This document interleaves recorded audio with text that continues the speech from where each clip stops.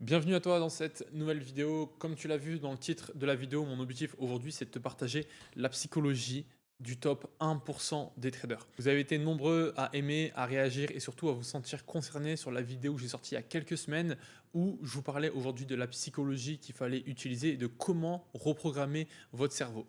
Donc l'idée de cette vidéo, c'est d'aller encore plus loin. Aujourd'hui, mon objectif, c'est vraiment de vous pousser et de vous montrer tout le processus et surtout de vous montrer la bonne psychologie à adopter qui va vous permettre de passer d'un compte de 1000 $ à 10 000 $ à 100 000 $ et pourquoi pas à 1 million de dollars. Vous allez le voir, aujourd'hui, je vais vous partager les principes fondamentaux pour développer une psychologie en béton et vous permettre de scaler vos comptes de trading. Car actuellement, ce qui vous empêche de scaler vos comptes trading, c'est sûrement pas la stratégie, c'est sûrement pas l'analyse technique. Je pense que si vous regardez cette vidéo, c'est que vous êtes à un niveau assez avancé en trading. Et ce que vous avez besoin aujourd'hui, c'est des meilleurs conseils pour pouvoir reprogrammer votre cerveau et adopter le bon état d'esprit vis-à-vis des marchés. La finalité de cette vidéo, c'est de vous montrer comment vous allez pouvoir rentrer dans un état de flow en trading. C'est-à-dire être dans un état mental optimal où on peut appliquer cette stratégie de manière fluide et sans émotions parasites et surtout avec de la discipline.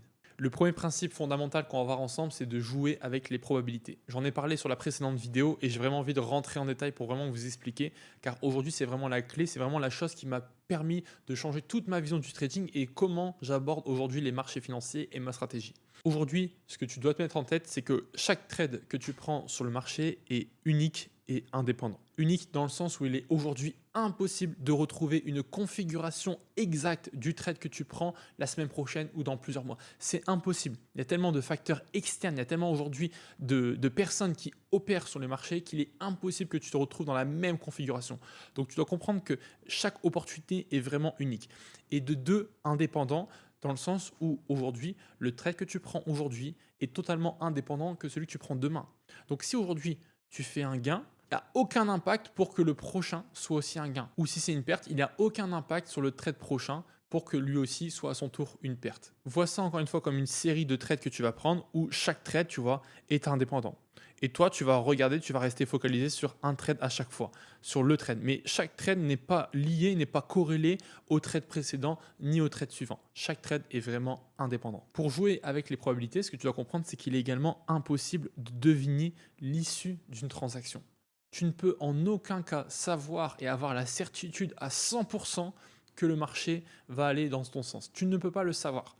Tu fais simplement de la spéculation. N'oublie pas que la spéculation, c'est de parier, c'est d'anticiper, mais tu n'as aucune certitude sur l'issue de ton trade. Donc, il est impossible de deviner ou de vouloir avoir raison. Et la troisième chose pour jouer avec les probabilités, ce que tu dois faire, c'est comme je l'ai dit au-dessus, tu dois penser en termes de série et non de trades individuels.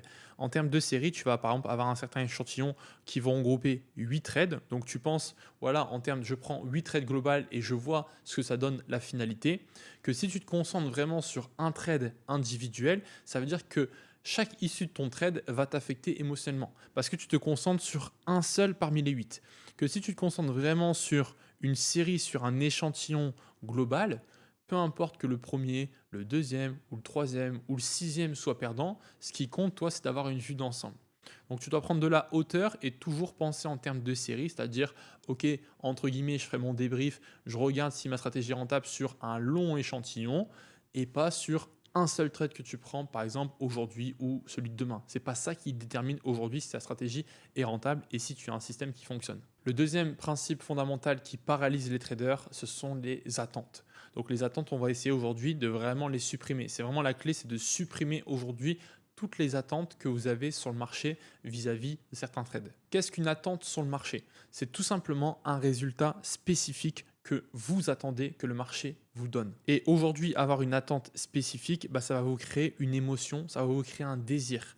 Tout simplement parce que vous allez vous projeter sur la situation finale et l'attente que vous voulez avoir. Je vais vous donner un exemple qui va parler à tout le monde. Aujourd'hui, imaginons que vous venez de lancer un challenge propre firme, que vous prenez votre premier trade sur ce compte et que vous commencez à avoir une attente qui est de je dois faire un TP.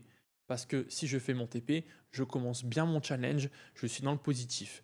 Que si je fais un SL, je suis dans le négatif, je suis nul, ça part mal, je vais échouer le challenge. Donc à partir de ce moment-là, vous voyez, vous commencez à émettre une attente, un résultat spécifique qui est que je dois absolument faire un TP, sinon je ne suis pas un trader rentable, sinon je vais être dans la merde, sinon ça va être difficile.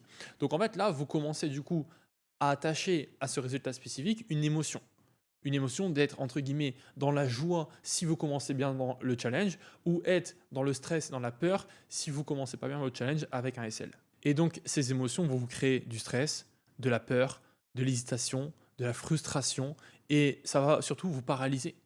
Parce que après avoir pris votre premier SL, imaginons, bah, vous allez potentiellement être paralysé par la peur de revivre la même expérience sur le deuxième trade. Et là, ça serait une catastrophe, par exemple.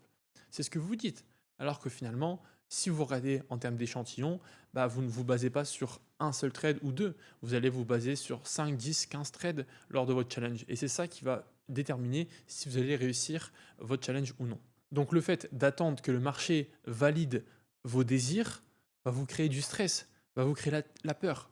Parce que vous avez une attente. Si vous n'attendez absolument rien du marché, rien ne peut vous arriver. Vous ne pouvez rien prendre pour mal ou pour bien, vu que vous n'attendez absolument rien. Donc le but, c'est encore une fois, c'est ça, c'est de n'avoir aucune attente, de n'attendre absolument aucun résultat spécifique sur un trade. Ça nous importe peu. La solution ou les solutions par rapport à ça pour supprimer vos attentes. La chose que vous devez mettre dans la tête, c'est qu'aujourd'hui sur le marché, tout peut arriver. Tout peut arriver. Et c'est vraiment la phrase que vous devez vous répéter. Peu importe le trade que je prends, du moment qu'il respecte le plan, le trade est gagnant. Si ça finit sur un SL, si ça finit sur un TP, peu importe. Parce que je suis conscient que tout peut arriver. Même si mon trade respecte à 100% mon plan, tout peut arriver. Donc mettez-vous ça en tête, ça va vraiment vous aider de citer, de dire cette affirmation. Et ensuite, ce qu'il faut faire pour supprimer les attentes, c'est de se concentrer sur le processus et sur le plan, plutôt que sur le fait de vouloir gagner un trade. Vous gagnez votre trade si vous respectez votre plan. Vous perdez votre trade si vous ne respectez pas le plan. Le troisième principe fondamental sur lequel on doit travailler pour faire partie du top 1% des traders, c'est de travailler ses croyances et surtout ses croyances limitantes. Toutes les choses qu'on s'est fait croire par nous-mêmes, toutes les choses qu'on a crues en regardant des vidéos YouTube, toutes les choses qu'on croit sur le trading en regardant les réseaux sociaux. Et pour beaucoup, ces croyances sont totalement inconscientes. C'est que vous n'y prêtez même plus attention, que vous ne faites même plus attention, mais c'est rentré dans votre cerveau et ça vous contrôle au quotidien. Aujourd'hui, c'est votre subconscient qui contrôle une grande majorité de vos pensées. Et de vos pensées vous emmènent à des émotions. Vos émotions vous emmènent à prendre des actions. Et ces actions vous emmènent sur un résultat souvent négatif car il est émotionnel. Des croyances comme quand je prends un trade, je dois avoir raison. Si mon trade touche mon stop loss, c'est que ma stratégie ne marche pas. Si j'enchaîne plusieurs stop loss, je suis nul, je ne suis pas un bon trader. Tout ça, ce sont des croyances qui vont vous paralyser, qui vont vous détruire à petit feu. L'objectif va donc d'être de modifier ou de supprimer ces croyances limitantes. Et pour ça, il n'y a pas 50 000 solutions. La solution, c'est de pouvoir reprogrammer votre cerveau. Et c'est pour ça que la partie psychologique à travailler en trading peut être très longue. Parce que quand vous travaillez sur votre psychologie, vous apprenez sur vous-même. Quand vous travaillez sur l'analyse technique, vous apprenez sur les graphiques, vous apprenez quelque chose de très théorique, de très pratique que vous pouvez directement implémenter. Par contre, quand vous travaillez sur votre psychologie, c'est pour ça qu'encore une fois, 80% des traders sont perdants à cause de leur psychologie, c'est parce qu'ils ne savent pas comment travailler leur psychologie, comment reprogrammer leur cerveau. Et surtout parce qu'ils n'ont pas envie de le faire. Donc si vous avez conscience de ça, si vous êtes encore là sur cette vidéo, c'est vraiment que vous êtes au bon endroit et vous avez pris conscience de ça. Donc la première chose, c'est de reprogrammer votre cerveau. Je vous donnerai d'autres astuces dans des prochaines vidéos. N'hésitez pas à me le dire dans les commentaires si ça vous intéresse, que je vous explique comment aujourd'hui reprogrammer votre cerveau, changer vos croyances, changer votre perception du marché. Je vous donnerai ça dans une prochaine vidéo. La deuxième solution pour éradiquer vos croyances, c'est justement d'avoir une vision qui est neutre vis-à-vis du résultat. C'est pas TP c'est bien, SL c'est pas bien. Non, on s'en fout. TP ou SL c'est bien tant que ça respecte le plan, ça s'arrête là.